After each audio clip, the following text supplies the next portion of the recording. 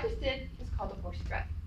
Every time I explain to someone that this is my major, I get questions like, oh, you're going to be a horse whisperer, or you're going to be a horse therapist?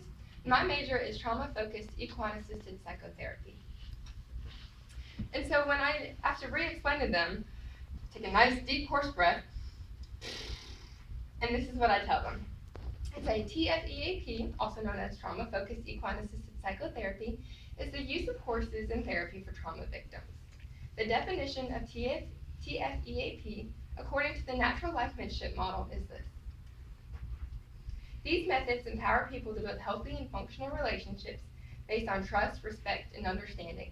This is first learned with the horse, and then is actively and passively transferred to their relationships with themselves and others. Many people deal with traumas on a daily basis. According to Van der Kolk, in his study on developmental trauma disorder, every year, over 3 million children are reported to the authorities for abuse and or neglect in the United States.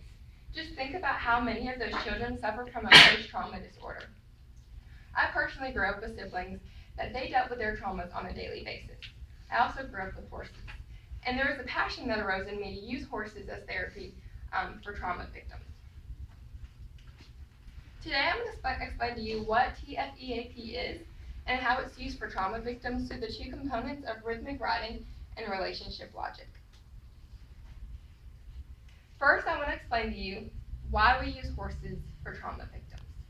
Horses and trauma victims are very similar. Their brains work very similar. This is a diagram of the triune brain theory by Paul MacLean, and it shows the major areas in both horse and in human brains in which each area is responsible for. The red is the brainstem. This is where survival mode is, the instinct thinking, where you fight or you flight, and that is in both horses and in humans. The purple is responsible for decision making and emotions, and the blue is the neocortex. And this is where all critical thinking is done, and also where relationship logic is located, or relationship skills, Trauma victims get stuck in the brainstem. They get stuck in their survival mode, their fight or their flight response.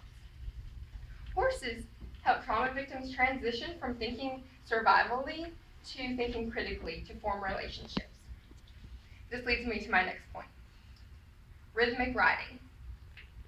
Rhythmic riding is when a client or a trauma victim is on the back of a horse. This is where they get to transition from their survival mode to their critical thinking mode. And this right here is the definition of rhythmic riding, and it's this. Rhythmic riding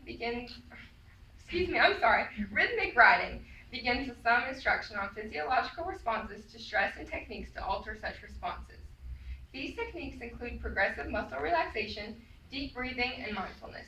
Deep breathing is where our horse breaths come into play.